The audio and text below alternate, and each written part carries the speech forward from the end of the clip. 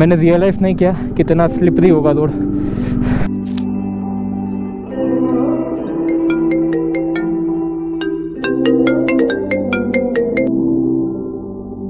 Hello.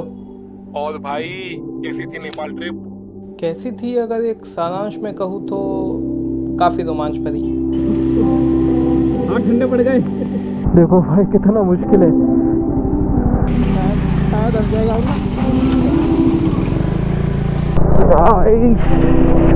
भाई साहब मेरे पैर स्लिप कर रहा है। मतलब ऐसा क्या हुआ बताना। ऐसे नहीं, शुरुआत से शुरू करते हैं।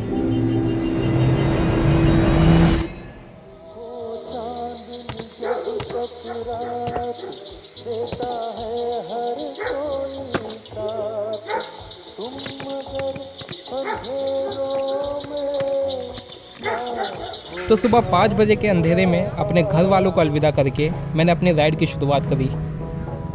आई was really excited to begin this journey of mind, जिसको मुझे 15 से 20 दिन लगेंगे।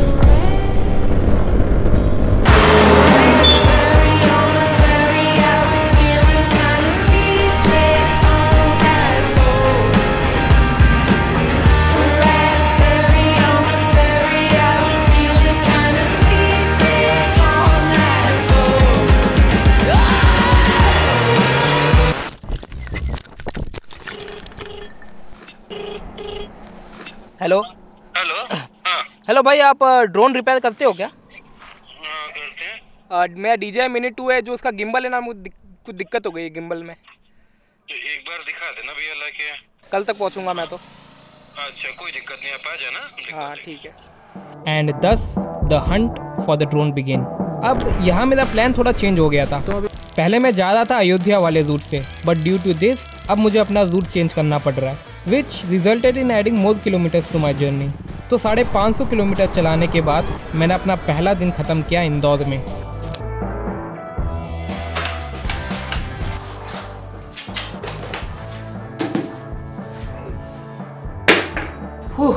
First day of ride was quite tough, and specially जब शाम हुई तब और भी ज़्यादा टफ हो गया। और कल हमें कवर करना है 800 किलोमीटर्स लखनऊ के लिए, तो सुबह में जल्दी निकलना पड़ेगा।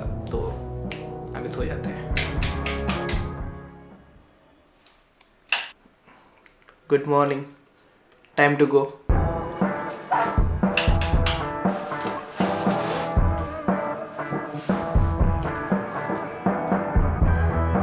नेक्स्ट मॉर्निंग मैंने अपनी राइड जल्दी शुरू की, बिकॉज आज मेरी राइड का सबसे बड़ा पैच था, अराउंड कुछ 800 किलोमीटर का। So it was not an easy day. आज का दिन मेरा लकी नहीं था, एक के बाद एक घटनाएं होती जा रही थी। मेरा गोप्रो का माउंट टूट गया, नंबर प्लेट गिर गई और कुछ स्क्रू भी गिर गए। तो बस राम का नाम लेके और सारी तकलीफ़ों को नज़रअंदाज करके मैं बढ़ चलता हूँ लखनऊ के लिए। Later on it got difficult to ride.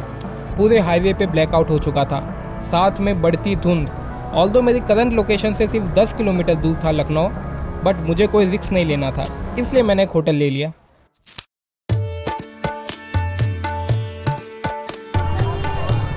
अगले दिन जो सबसे पहली चीज़ मैंने की वो एक डिसेंट होटल में शिफ्ट हुआ और फिर अपना गोप्रो का माउंट फिक्स किया।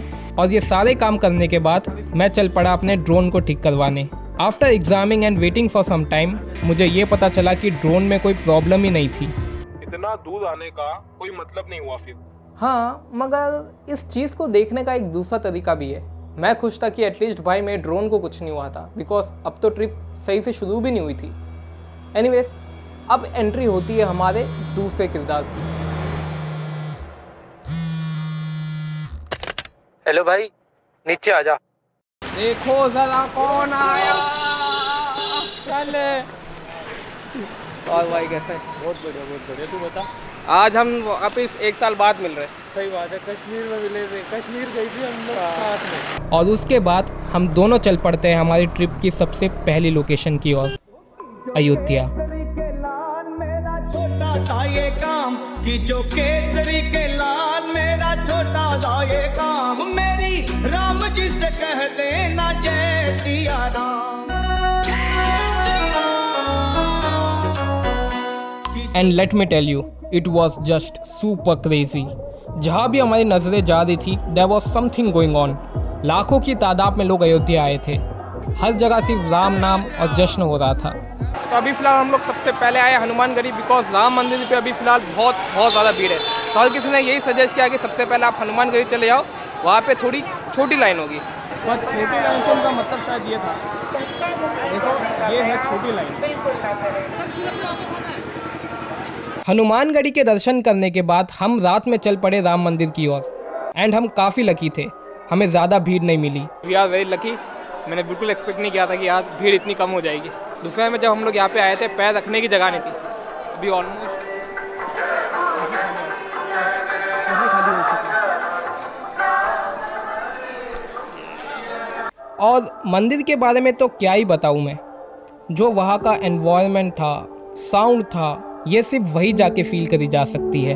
ऑल्दो मंदिर के अंदर वीडियो रिकॉर्ड करना अलाउड नहीं था, but still I wasn't sad, because कुछ पल ना खुद के लिए जिए जाते हैं। एंड इसीलिए मंदिर से बाहर निकलने के बाद भी मैंने कैप्चर कम किया और पल जीने में ज़्यादा फोकस किया।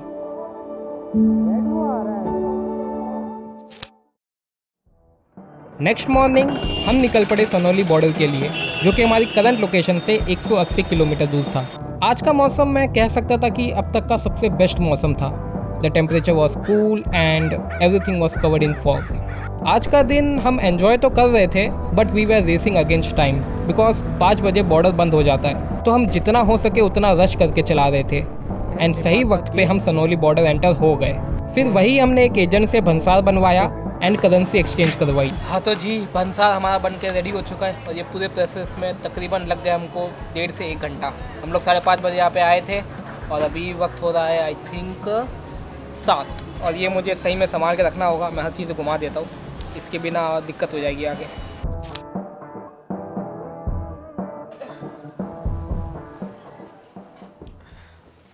Good morning from Nepal.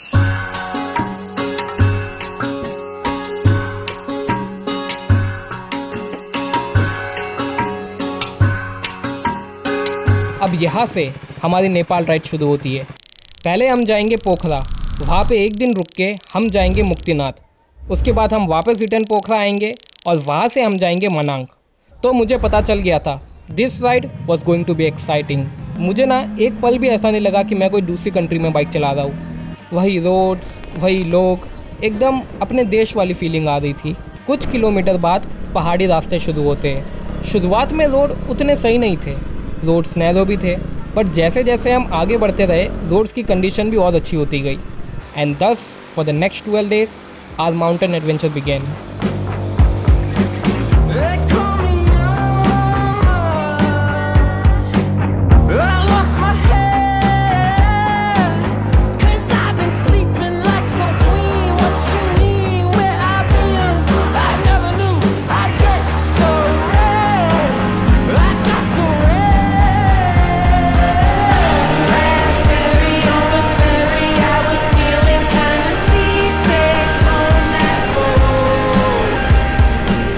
Light ख़त्म हो चुकी थी मगर हमारा जोश नहीं। भले ही रोड्स पे लाइट नहीं थी but we still continued to ride and by 8 PM हम पोखरा पहुंच चुके थे।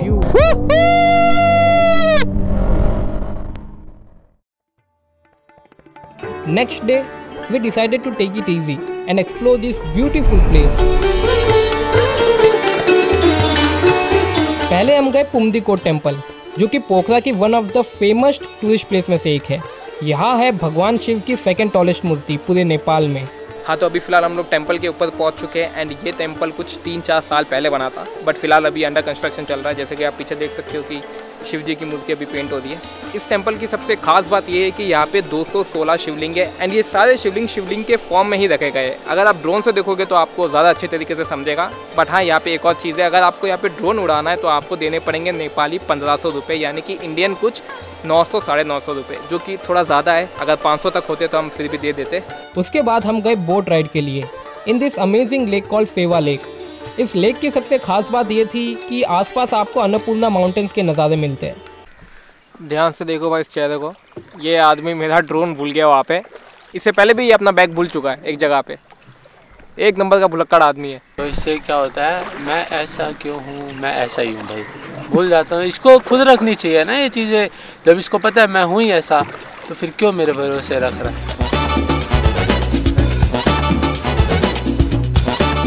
दिन भर मज़े करने के बाद वक्त था थोड़ा लोकल मार्केट एक्सप्लोर करने का। And this market took me by surprise. This place had everything from pubs to handicraft items, international cuisine. तुम बस नाम लो, वो हर चीज़ यहाँ पे मिल रही थी। गाइस अभी हम लोग टर्न लेने वाले हैं, टन से बोले मिलेंगे।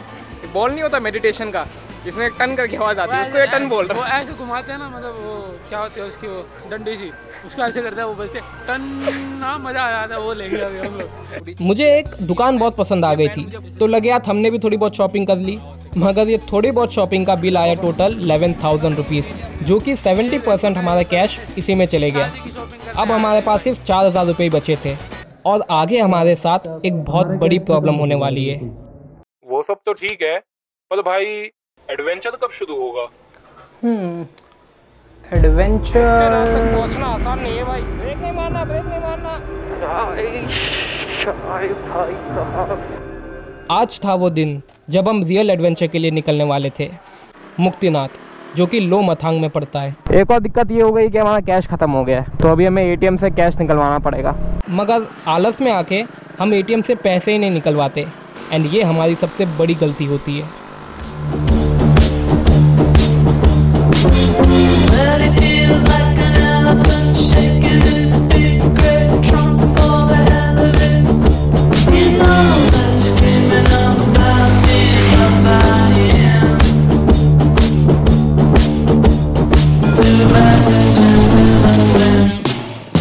आज का दिन मैं कह सकता था कि सबसे मज़ेदार था मेरी अब तक की राइड में।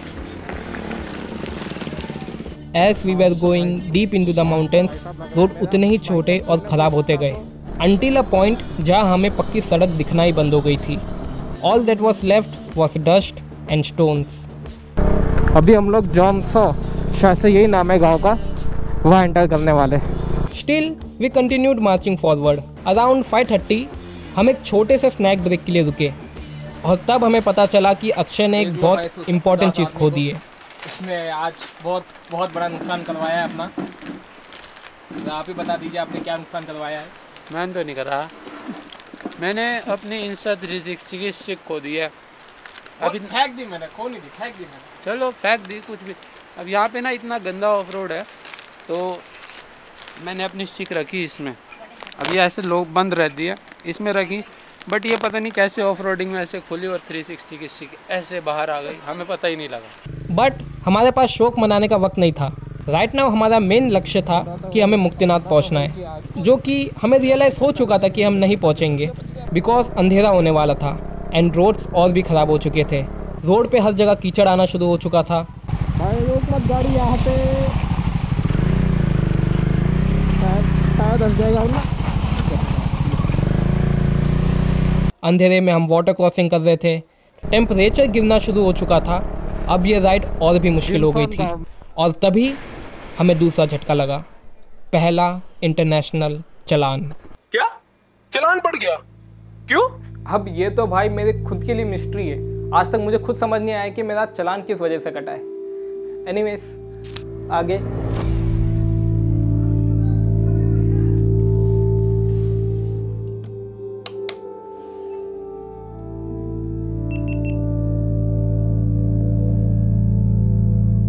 तो अभी फ़िलहाल हम लोग हैं लेते गांव में। अब करते हैं मुद्दे की बात। तो जैसे कि मैंने कहा कि मेरा 500 रुपये का एक यहाँ पे चालान कटा है एंड उन्होंने हमें ये कहा है कि यहाँ पे आपको भंसार के साथ एक बाइक का भी कुछ मिलता है, जिससे आप नेपाल में अपनी बाइक चला सकते हो, ऐसा कोई डॉक्यूमेंट है। अभी बैठ के मैंने तकरीबन 15 से 20 यूट्यूब वीडियो देखी है और हर वीडियो में हर किसी के पास सिर्फ जो मेरे पास परमिट है खाली उनके पास वही है। हाँ, तो अब मुझे समझ नहीं आ रहा है कि हमारा किस बेसिस पे चालान कटा है। तो बस अभी तो फ़िलहाल सो जाते हैं, बिकॉज अभी रात के 10:30 बज चुके हैं और मुक्तिनाथ अभी भी यहाँ से कुछ 3 घंटे का रास्ता बचा है। और हम इस बार हमने फैसला किया कि हम 7 बजे ही निकलेंगे। पीस।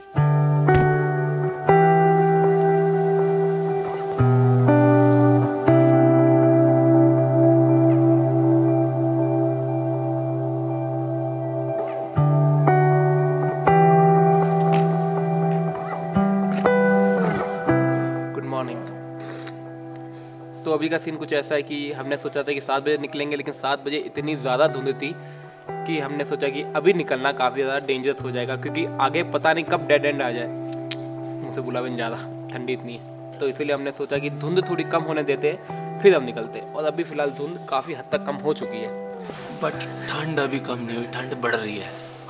सुबह -2 था, अब -3 हो गया। और देखते हैं क्या होता है। तो अभी कॉफ़ी पी के निकलते हैं, क्योंकि अभी मुक्तिनाथ अभी भी यहाँ से 1.5 घंटे का रास्ता बचा है, यानी कि कुछ 50 किलोमीटर का बचा है। After having a breakfast we were ready to head out, मगर उससे पहले हमें कैश निकालना था। मैंने कहा इतना महंगा होगा, मगर सबसे पहले हमें अब निकालना है कैश। हमारा कैश पूरा ख़त्म हो चुका है। तो एक स्कूल आएगी, उसी के बाजू में ATM है, ये था ATM। लेकिन अरे देख, वीज़ा है खाली, रुपया नहीं है, वीज़ा। और अरे यार नहीं चलेगा, दिक्कत हो जाएगी। फिर तो भीख ही मांगना पड़ेगा आप लोगों से, नहीं चलेगा। हाँ दिक्कत हो गई अब तो। वैसे ये थी तो बहुत सीरियस प्रॉब्लम, बट फिलहाल के लिए हमने इसे टाल दिया, बिकॉज ये नज़ारे आए हाय हमें स्कॉटलैंड की यादों में ले गए।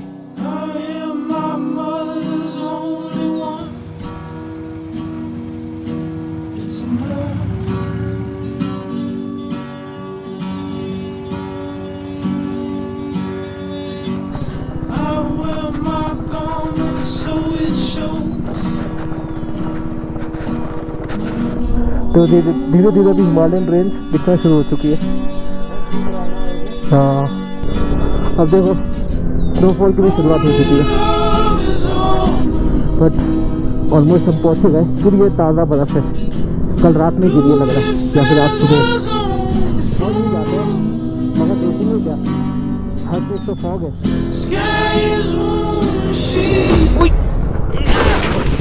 Oh shit.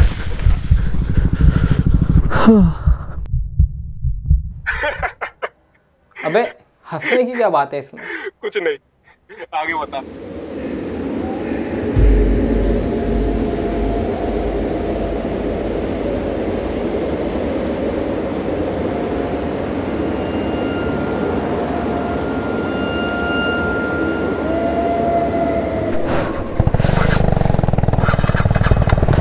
हो गई, चलो गाड़ी तो चलो। मेरे ख्याल से गलती से मैंने ब्रेक मार दिया, मैंने रियलाइज़ नहीं किया कितना स्लिपरी होगा रोड, एक्सपेक्ट नहीं किया था मैंने। अब क्या होता है, आप एक बार गिर जाते हो ना तो मन में एक डर पैदा हो जाता है,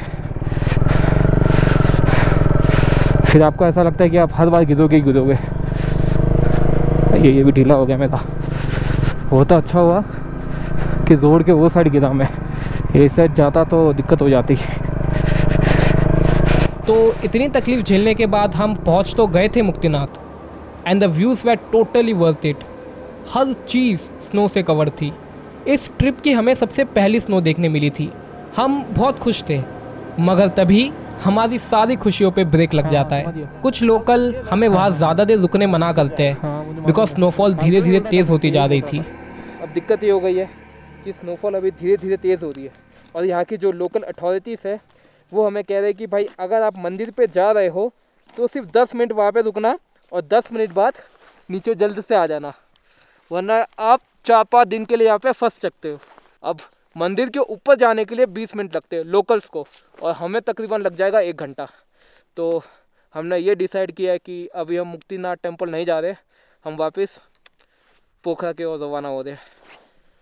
हमारा मन नहीं मान रहा था वापस लौटने का, but we had no other choice. मगर प्रॉब्लम्स ने हमारा साथ नहीं छोड़ा था। आगे चल के मेरे बाइक के ब्रेक फेल हो जाते हैं। ये भारी आ गया है, पता नहीं अभी जाता का आगे है। 10 किलोमीटर तक पहाड़ों पे मैंने बिना ब्रेक्स के बाइक चलाई और एक वर्कशॉप पे पहुंचा। तो अभी फ़िलहाल अभी मेरी बाइक पे काम चल रहा है बजाज सर्विस सेंटर में, बजाज और KTM, इन दोनों की सबसे अच्छी बात यह है कि इनके सर्विस सेंटर आपको देश के कोई भी कोने में मिल जाएंगे। ये चीज़ मुझे बहुत बढ़िया लगती है। हम बहुत हिम्मत करके आगे बढ़ रहे थे, लेकिन हवा इतनी ज़्यादा तेज़ चल रही है, इसीलिए हमें शेल्टर लेना पड़ा। इस बार की राइड पता नहीं एकदम अजीबोगरीब हो रही है, कुछ समझ नहीं आ रहा है कि हमारे साथ हो क्या रहा है।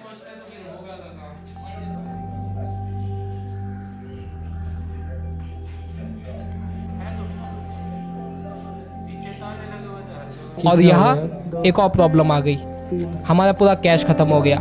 यहाँ तक कि जो हमने खाना खाया था उसके भी हमारे पास पूरे पैसे नहीं थे। वो तो अच्छा था कि जो होटल के ओनर थे वो बहुत भले आदमी थे, तो उन्होंने हमें छोटा सा डिस्काउंट भी दे दिया। 50 का डिस्काउंट कर दो, 50 का डिस्काउंट कर दो, थैंक यू।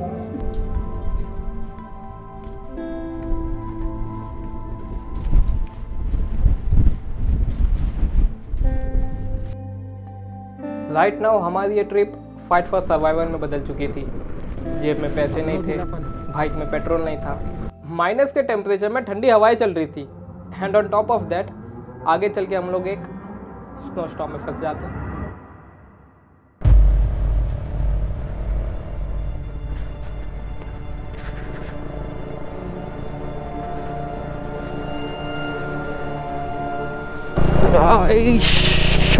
भाई साहब बड़ा बुरा फंसे, सोचा नहीं था कि इतना बुरा फंस जाएंगे यार। हमारा डिसीजन अच्छा था वो मुक्तिनाथ में नहीं रुकने का। अगर वहाँ रुक गए होते तो पता नहीं स्नो कितनी बढ़िया थी। सुबह जो रास्तों से आए थे हम, अब वो पूरे स्लिपरी हो चुके। देखो ये सब रास्ते स्लिपरी हो गए, गाड़ी बहुत स्लिप कर रही है। And this was the craziest experience. Scenery एकदम ड्रास्टिकली चेंज हो गई। सुबह जिन रोड से हम आए थे वो भी पूरे गीले हो चुके थे। Not that we were complaining, but एक प्रॉब्लम थी कि विजिबिलिटी काफ़ी कम हो गई थी। जब हाई एल्टीट्यूड में स्नोफॉल होती है तब लो एल्टीट्यूड वाली जगहों पे बारिश होती है, and this was the aftermath of that. पूरे 30 किलोमीटर रोड पे कीचड़ भर चुका था। रोड तो देखो, अरे बाप रे, पूरा कीचड़। अब जब निकले थे सोचा नहीं था कि इतना ज़्यादा ओवर हो जाएगा। Today was not our lucky day. There was not a single person जिससे हम मदद मांग सके। We were all on our own. But हमारी विल पावर के साथ हमने ये भी पुश थ्रू कर लिया, और जैसे तैसे रात के 1 बजे तक हम पोखरा के होटल में पहुंच गए थे। But to be frank, we were not happy.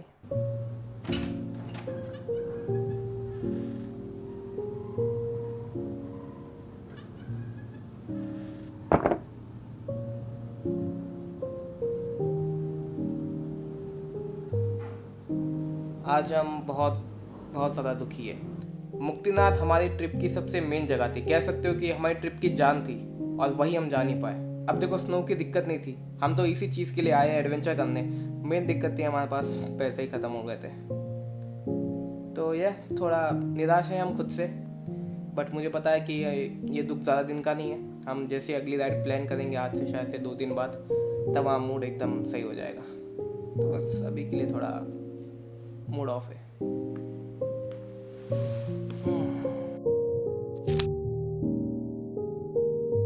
This was not going to stop us. अगले दिन सबसे पहले मैंने अपनी बाइक सही करवाई, उसके बाद हम चल पड़े हमारी सेकेंड लोकेशन की ओर। मगर उससे पहले हमें अपना कैश का प्रॉब्लम सॉल्व करना था, जो कि अनफॉर्चुनेटली सबसे बड़ी प्रॉब्लम बन के खड़ी हो गई। कोई भी ATM से हमारा कैश नहीं निकल रहा था। कुछ नहीं है, 500 रुपया है, और 500-600 और 700 रुपया इंडियन है। बस कहीं नहीं पहुँचेंगे उससे। दुखी होने के बजाय हमने वहाँ के लोकल से हेल्प मांगना शुरू किया। मेरा कैश ख़त्म हो गया है, ATM से निकल नहीं रहा, मेरे पास 1 रुपया नहीं अभी। शाम को होगा। आखिरी ऑप्शन के लिए हम वापस हमारे होटल गए। वहाँ के ओनर ने भी हमारी काफ़ी मदद करने की कोशिश की, हमें दूसरे होटल्स में भी ले गए, बट एवरी सिंगल टाइम हमारा कार्ड एक्सेप्ट ही नहीं हो रहा था। बट सडनली 3 घंटे रुकने के बाद we got good news in our hand. Now there was no time to waste. हमने परमिट ऑफिस से अपना परमिट उठाया और मनांग के लिए निकल पड़े। और आज के दिन हमने एक सिंगल ब्रेक नहीं लिया। हमें पता था कि this ride is going to be tough, मगर इतनी टफ होगी ये हमने नहीं सोचा था। Manang is one of the most remote area in Nepal, तो यहाँ की रोड कंडीशन भी उतनी अच्छी नहीं थी। The the roads were complete disaster.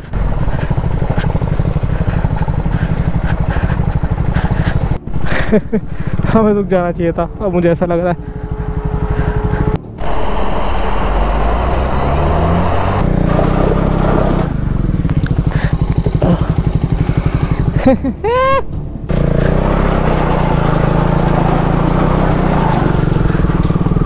बस बाकी निकल जाएगा, निकल जाएगा।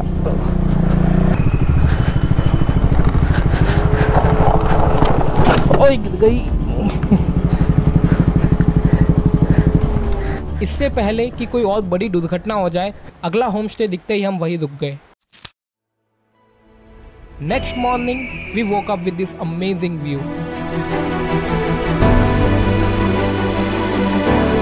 अकॉर्डिंग टू वेदर फोरकास्ट आज बारिश होने वाली थी, मगर हम एडवेंचर करने आए थे। That didn't matter to us. Right now हम बस इस ऑफ रोड के मजे ले रहे थे। जैसे जैसे हम माउंटेन्स में और गहरे जा रहे थे, रोड्स उतने ही खराब और पतले होते गए, एंड बिफोर वी नो बारिश शुरू हो चुकी थी, which made our ride more difficult. देखो भाई कितना मुश्किल है। अब आगे देखो,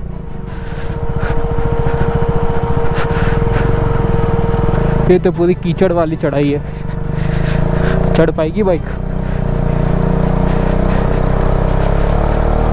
रोड पे हर जगह बस कीचड़ और पत्थर थे। Adding to that the turns became more sharper. मैं फील कर पा रहा था, हर पल मेरी बाइक फिसलती जा रही थी। Just a few kilometre away from जगात हमें ये ऊंचा सा वाटरफॉल मिला। ठंडे पड़ गए। आसपास का नज़ारा देखो, हर चीज़ बादलों में चली गई है। सुबह तक वो पहाड़ में दिख रहा था, अभी पूरा बादलों से गिर गया है। ज़्यादातर लोग हमारी सिचुएशन में परेशान हो जाते हैं या गुस्सा हो जाते हैं, but even we were struggling, it was a completely different experience. ऐसा हर दिन नहीं होता जब आप ऐसे ऑफ रोड्स पे बाइक चलाते हो या पत्थरों में आपकी बाइक फंस जाए।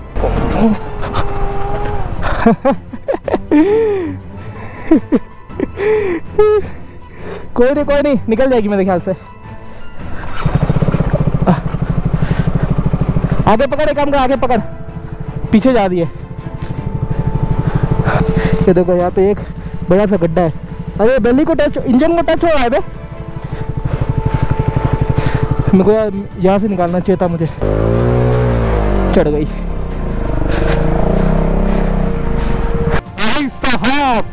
भाई साहब आगे का व्यू देखो यार, अल्टीमेट। आफ्टर 30 किलोमीटर्स हमें स्नो दिखना स्टार्ट हो गई, which made us little nervous, and हमारी बाइक की स्पीड भी स्लो हो गई थी। शुरुआत में तो हमें सॉफ्ट स्नो मिली जिसे हम आराम से पार कर पा रहे थे। आवर रियल प्रॉब्लम स्टार्टेड जब ब्लैक आइस आना शुरू हुई। This patch was really dangerous. ढलान एंड स्नो की वजह से हमारी बाइक पे कोई कंट्रोल नहीं था। लकीली मैंने बिना गिरे ये पार कर लिया, बट अक्षय उतना लकी नहीं था। मैं तो साला एक ही सलम में पूरा निकल गया। मैंने ना स्पीड स्लो करी, ना ब्रेक दबाया, ना क्लच का यूज़ किया। मैं बोला निकलने दे। अभी हमारे मन में हल्का डर बैठ चुका था, बिकॉज आगे सारे रास्ते अभी ऐसे ही थे। इसीलिए हर रास्ते को चेक करते हुए हम आगे बढ़ रहे थे। मनांग से हम सिर्फ 10 किलोमीटर पीछे थे, तब हमारे सामने कठिन रास्ता आ गया। रुक जा बे, रुक जा, आगे खाई है, आगे खाई है। और उसके बाद वो टर्न के बाद तो पता नहीं कितना है, अपना खाली टर्न तक ही दिख रहा है। मेरे हिसाब से यहाँ पे खत्म हो गया। वहाँ पे तो खत्म है, हाँ वहाँ पे देखो, वहाँ पे खत्म देखो, वाटरफॉल के उधर। अब यहाँ हम कम्प्लीटली ब्लैंक हो चुके थे।